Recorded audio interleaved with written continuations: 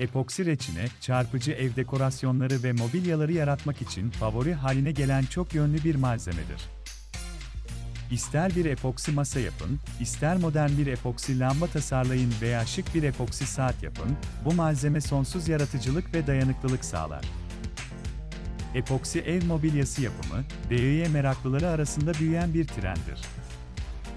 İşlevselliği estetik çekicilikle birleştirerek, alanınıza mükemmel şekilde uyan benzersiz ve kişiselleştirilmiş parçalar yaratmanıza olanak tanır.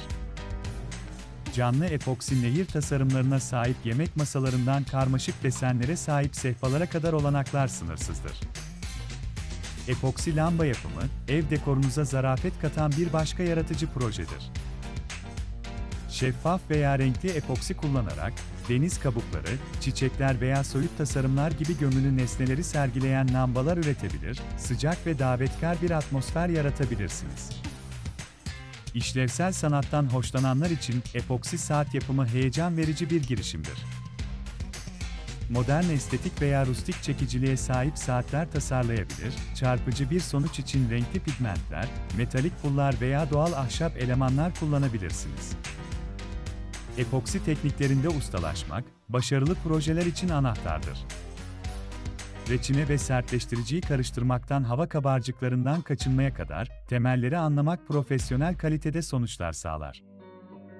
Pigmentler, simler eklemek veya nesneleri gömmek görsel çekiciliği artırırken, uygun şekilde kürleme dayanıklı bir sonuç yaratır.